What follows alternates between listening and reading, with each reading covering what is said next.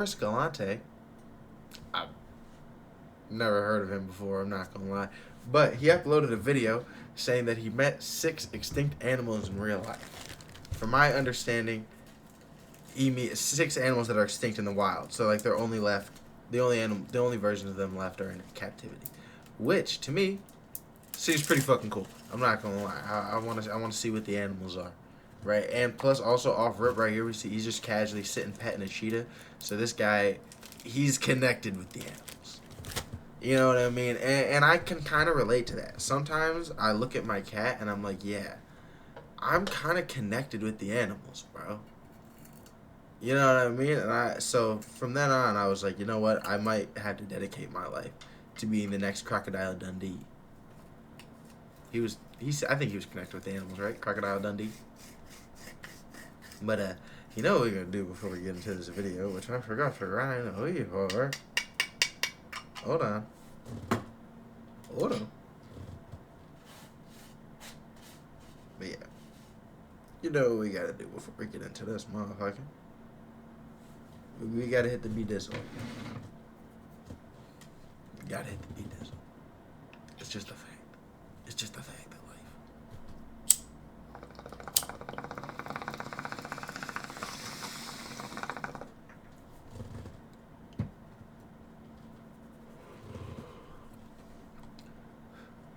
Let's get right into it. This animal is extinct in the wild. And in today's video, Well, at least he let us know off the rip. Extinct in the wild. I'm going to be introducing you to a whole handful of incredible creatures that have been removed from their native range that are in current I ain't gonna ever skip it into finding the animals. Oh shit. while she takes a nap, our first extinct animal. So here we go. Look at. Oh, is that the birds from Rio? Is this actually like the blue macaws from Rio? That's what it looks like. That's my guess. I'm gonna try to guess what the animals are when we see them before he shows the name. I know I popped the name up there for a second. But I didn't read it. I think there's like a blue macaw like we see in Rio. This unbelievable, the Spix macaw, the literal. I fucking called it, bro. It's the Rio bird. It's the Rio bird, bro. Wait, they're actually real and only alive in captivity? That's actually a thing? One of the rarest parrots ever recorded. Population collapse driven by habitat loss and illegal pet trade. Damn. Yeah, because that would be a cool-ass bird to have, but, like, bro, how do you even capture one? Like, capturing a bird's got to be hard as fuck. And reintroduction efforts resumed in Brazil in 2022. Blue. Well, hopefully the blue macaws come back. Blue parrot from the movie Rio. Now, these. It is the Rio. See, like, it's the Rio bird, bro. Animals are so amazing because they're an animal that have fought back from extinction, and it's been done in a very strange and very illegal way. So in the 1970s and 80s, heavy poaching on top of massive habitat degradation led to the steep decline of these beautiful birds. And in the year 2000, the last male was seen in the wild. Bro, it's just like Rio, bro. But since then, and because these animals were poached because they're so beautiful. What up, Cartanacy? For the pet trade. There are 11 of them left around the world in private collections, most of them illegal. Oh, so the last one in the wild was there, but there was still some left just in captivity because mad people just poached them. Okay. Taken from the wild. So then from those 11 founder birds, they began to reproduce and send birds back to Brazil. In 2022, how does that work though? Because like, is there not bird incest? You know what I mean? Like, I mean, not to make it weird, but like, is there not bird incest? Like, I thought you need to have like 200 of a population or something to actually properly repopulate, like without there being like genetic problems. Is bird incest not a thing? Maybe that's what it is. Maybe just bird incest just doesn't exist. Can birds just like fuck their sister and be cool with that? Like, is that a thing? That's kind of crazy, but still. 22 birds were put back into the wild. In fact, my team went down there to film the Spix macaw being re-released into the wild, and I wasn't able to go. So this is one of the only times I've ever got to interact with these absolutely striking blue birds. Now, the initial groups that were released. Bird kisses. into the wild were semi-successful. So what they did is they took these birds back to Brazil. They did a whole bunch of habitat restoration. They were semi-successful. What does that mean? What does semi-successful mean? And they built an area to slow release these beautiful birds. They had them in an outside enclosure in the forest in Brazil where they needed to go. They trained other parrots to show them how to leave the enclosures and go out into the forest, into the nesting area. And slowly, over time, those 22 birds went out. And then a miracle in 2024 as the first wild hatch chicks in over 20 years were born in the forest. And sadly, we got wild blue macaws. the birds born in 2025 contain circovirus. So that is a fatal virus, and the birds have now had to be recaptured from the wild, treated, and will once again be re-released. But Ventara is working here with an unbelievable... So they got released and then immediately caught a virus. It might be cooked for releasing them back into the wild at this point. It feels like it'd be a similar situation to kind of like when people from Europe came over to the Americas and like disease-wise, like even if they weren't already pillaging and destroying the land, like literally just the diseases they brought over were going to kill everybody anyways. It kind of feels like that similar situation. Like, do the birds have a strong enough immune system to be able to handle being in the wild at this point? Beautiful insurance colony, making sure that these birds are reproducing, flying them to Brazil to help all of the Brazilian efforts to reintroduce them into the wild, to bring the literal bird from the movie Rio, the Spix macaw, one of the most beautiful parrots in the entire world, back from extinction. Now, let's take a look at another species It's an antelope? Is that what it is? Some kind of antelope? that nearly disappeared forever. Look at the... Since when do wait, I thought antelopes, like, they just be in Africa and shit. I thought there was mad antelopes. Am I tripping? These beautiful animals, animals that are extinct in the wild, the smallest species of What? oryx in the world. Let's go and meet their keeper. The Here's smallest- the man himself. The smallest species of what? How are you, I'm Shafkat? good. How are you? Good, brother. Forrest. So you're the king of the hoofstock around here. Yeah, so Tell me about the Arabian oryx. So The oryx. Oh, it's an oryx. It's not an antelope. I'm tripping. The first animal ever reclassified from extinct in the wild to vulnerable. Can survive extreme desert heat with minimal water. Reintroduced through captive breeding programs. Bro, imagine being one of these things that like lived in like a habitat though. And you had like a cool, like, every day you getting fed and everything, and then one day they're like, all right, bro, we're gonna have to train you to go back in the wild. I'd low-key be like, nah, I'm not trying to do that though. Like, I thought we had a cool thing going on here. Like, I'm not trying to do all that. Arabian oryx, it belongs to the Middle East. Arabian pan. Also, why are they breeding them? Do they have like good meat? Do they like make milk? Like, what is the point? What was the point of breeding them pre, like, you know, trying to unextinct them? What is that? Reintroducing them efforts. Saudi So, Arabia, Saudi Arabia, Dubai, yes. UAE, yeah. I have seen them in the wild. as You well. have seen Yes, them in the yes, wild. Yes. You are very lucky then, Yeah. because in 1972, Yeah. these species were completely extinct in the wild, right? Exactly. So what happened? There were lots of hunting happened because of when the oil was discovered. Yeah. And, you know, they were chasing these animals with the Quad bikes and, and then that. They look like a very proud animal. You know what I mean? So they look cool. Like I said, I'm wondering what do you breed these for? Like, do they have good meat? Do you eat them? Hunting goes, you know, on and then. So Do you ride them? It kind of looks like it would be sick as fuck to ride one into battle. You know, like the horns like around your head, like you go steer them. Like, it would be sick as fuck. Problem is, I feel like their immediate reaction would be to duck their head, and then once they duck their head, if you're holding their horns, you're getting thrown like a motherfucker. You're getting thrown like shit. 1972, the last wild one was seen. Then in the 1980s, they started reintroducing them to the wild. Reintroducing the wild. So, Yeah. so currently, it is considered that more than 1,000 individuals are in the wild, Yeah. and which is a good actually number. Yeah. And that is the actually much more than the the threshold that is 250 individuals. That's right. That is a need to viable population. 250. That's what's needed for a viable population. See, that's my question with the blue macaws. Like, can we even possibly reintroduce the blue macaws if there's only 22 of them? Like, would there not be incest problems? Like, that's my whole question. My headphone, I was picking them up one day, and then they just kind of snapped. And now the tape is just kind of old, so it looks worse than it is, to be honest. I mean, it's really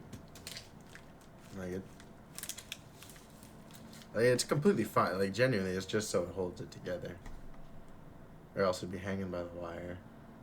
To sustain a wild population in the wild Without genetic bottlenecking. Correct me if I'm wrong, this is the only species to ever go from extinct in the wild, critically endangered, and vulnerable. The vulnerable. Yes. How cool is that? Soon, hopefully. So this is the first species that actually might be able to, like, go... First species that's going from literally extinct to, like, nah, we got some now. We got it.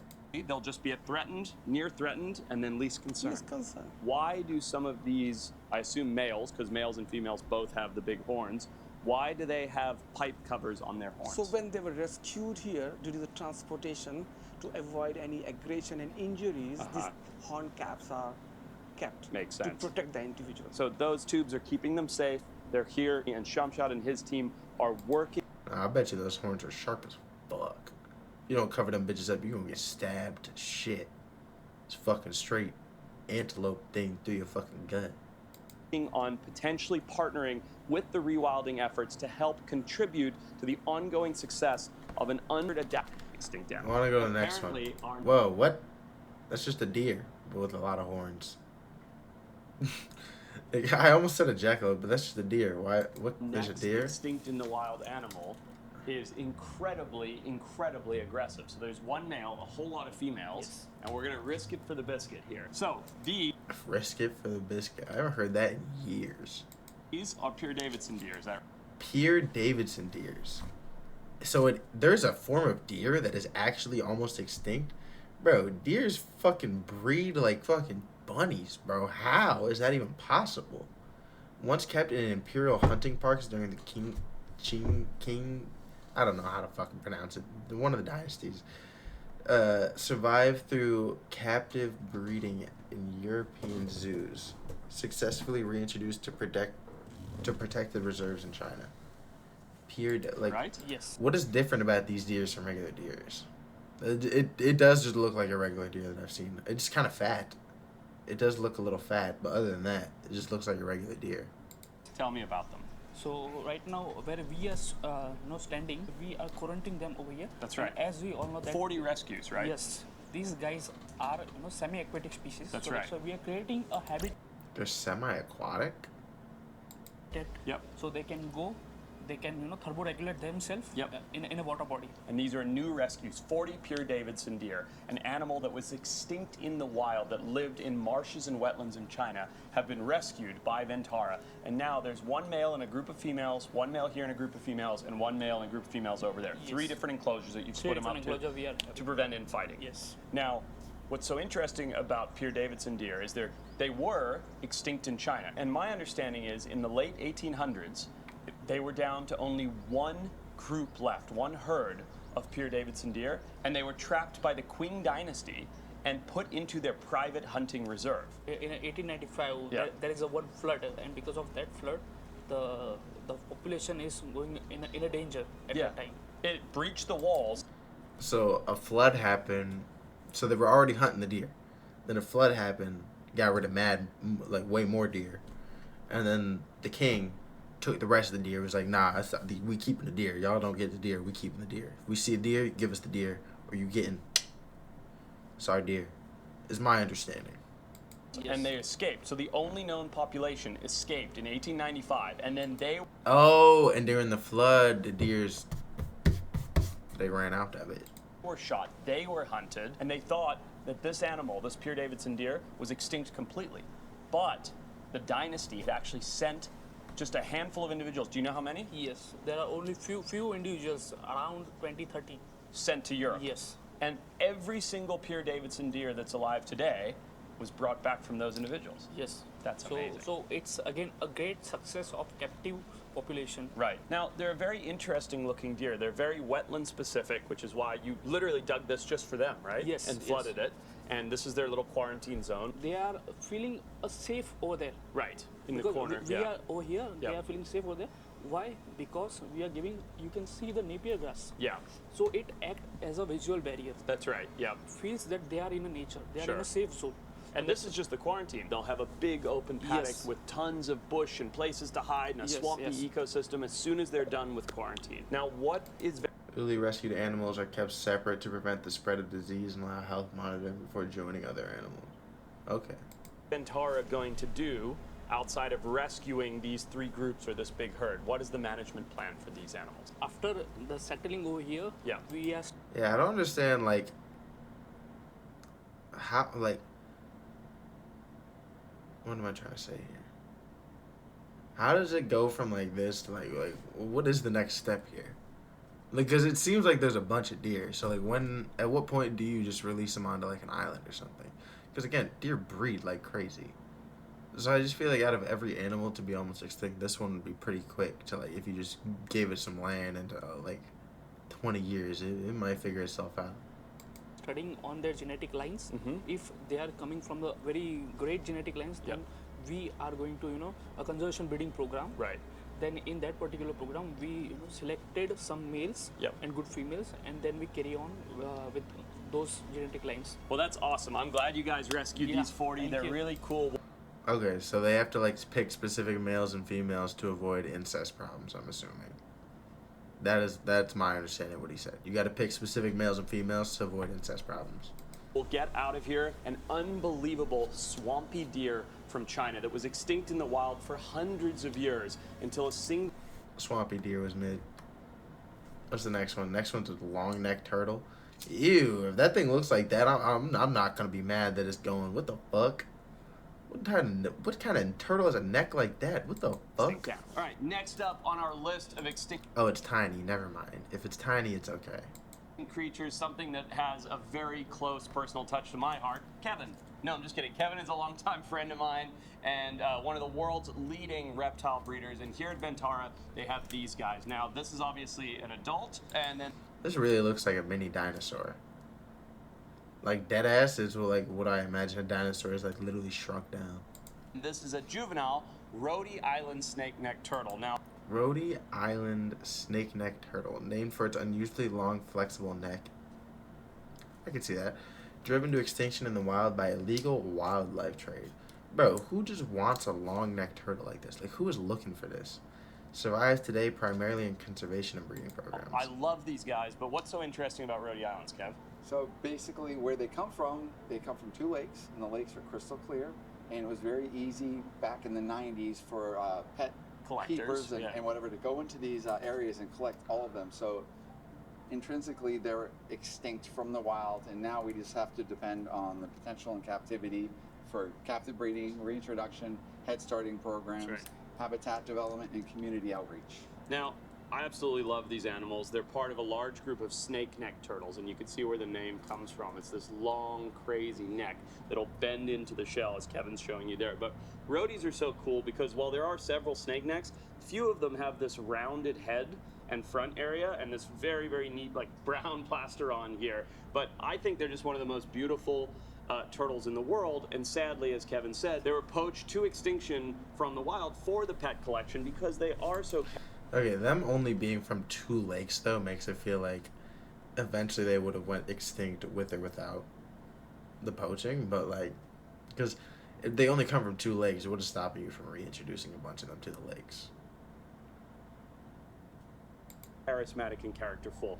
Because of that, and because of habitat degradation, they were expatriated from the wild, but now ongoing conservation and restoration efforts for Rhode Oh, restoration efforts, I guess. Okay.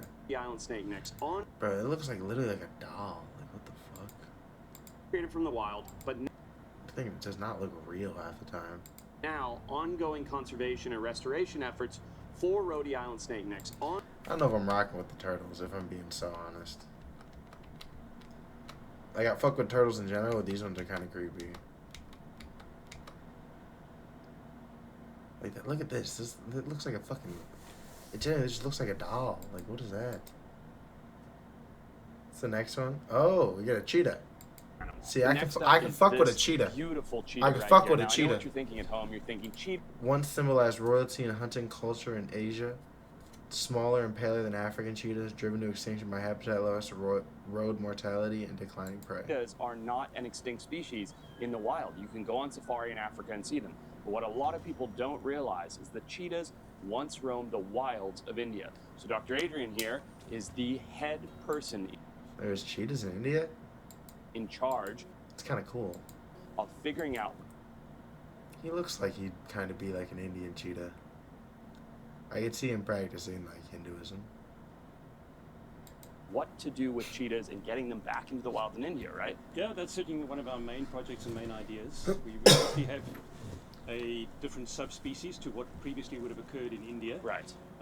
Most likely Asiatic cheetah that would have occurred in India, that has gone extinct mid or late 1940s. Wait, so these aren't even the Indian cheetahs. These are just some cheetahs they brought to India. Early 1950s. Obviously, when you start off with a reintroduction program, you need a large Well, yeah, so these aren't even Indian cheetahs. These are just regular ass cheetahs they brought to India because the Asian cheetahs died. number of animals to provide the genetic diversity. Otherwise, all you're going to end up with is a bottleneck. You know, you'll be creating a bottleneck. Absolutely. And that's what we want to try and avoid.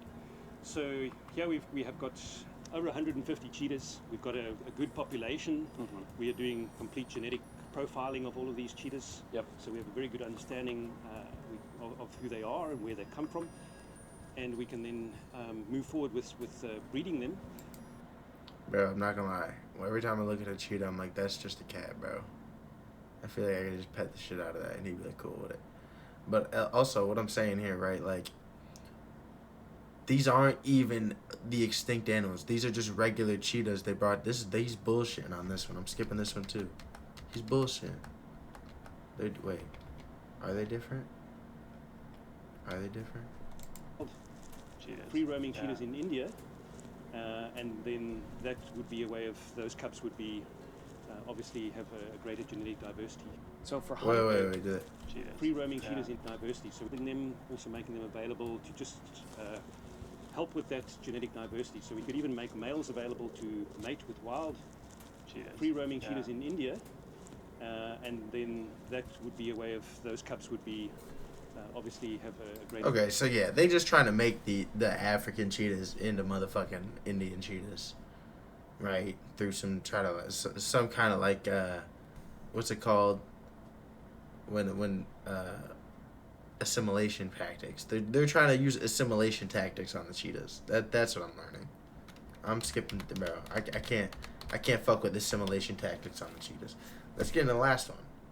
It is an antelope, Beautiful I think. horned species to meet, and one of the people behind keeping it alive. Is this one an antelope? Right, so what do we have here? Hi. Here you can see the Scimitar horned oryx. Oh, it's another oryx. Yeah, I feel bullshitted. I'm not gonna lie. Two of these were the same. One of them weren't even extinct. They were just some cheetahs that they're trying to make into the ones that were extinct, bro. I feel lied to, bro. It's okay. This video's still kind of lit. I'm not gonna lie. I'm probably gonna check out more of this guy. Feel very informed. But can survive extreme heat by allowing body temperature to rise. Specialized blood system cools the brain during desert runs. Reintroduction programs now active in Chad. You gotta fuck with Chad. Scimitar horned oryx, named because their horns curve backwards like a scimitar. Yeah, Right. and the sword kind of. Like the sword, yeah, exactly. Nah, I could definitely see them slicing some shit up. Why don't they got any horn caps? Why do the other ones got horn caps? These ones don't got no horn caps.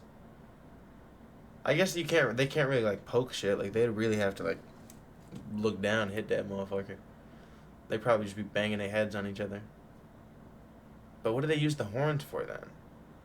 And you can see the color. So they have a brownish white. Yep. So you can see that they are desert animals. That's So- right, yeah. So they can easily adapt to that environment. So they have a high temperature in the northern Africa. Yeah. So they will live there. These guys, if I'm not wrong, There used to be thousands of Yeah. them across the Yes, Sahara, in West yeah. Africa, into the Middle East. Yeah. But they were hunted Yeah, to mainly extinction. for the mainly for the horns and the meats. As for a trophy, the horns yeah, as a trophy. Yeah, They do have beautiful Yeah. horns, so yeah, that would happen. That's the main reason they were extinct. So they were hunted for meat. You do eat them. I kind of want to know what it tastes like. Is that wrong? Is that fucked up? I really want to know what it tastes like. In the wild in Uh-huh. around the year 2000. 2000. Yeah, it's a one very of the recent recent extinction. Yeah. Recently, because of the captive population, so they bred. Do I do neck exercises? No. What the fuck? just tie a weight around my neck.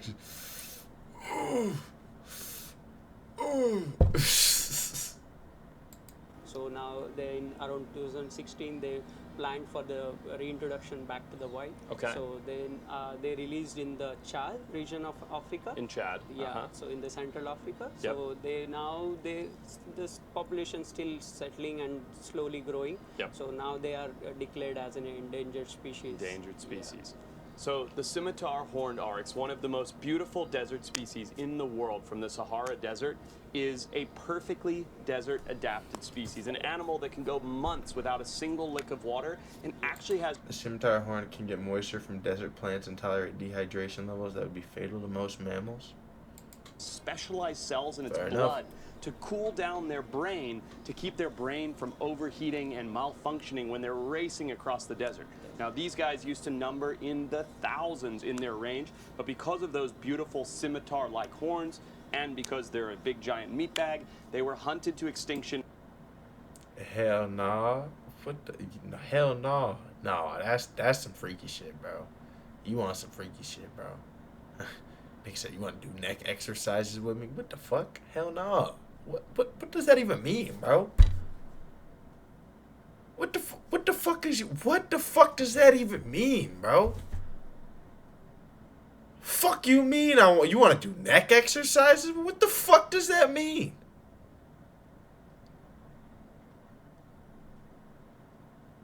Nah, what the fuck? They said you want to do fucking neck exercise. What the fuck does that even... What the fuck does that even mean, bro? Weird ass nigga. What the fuck?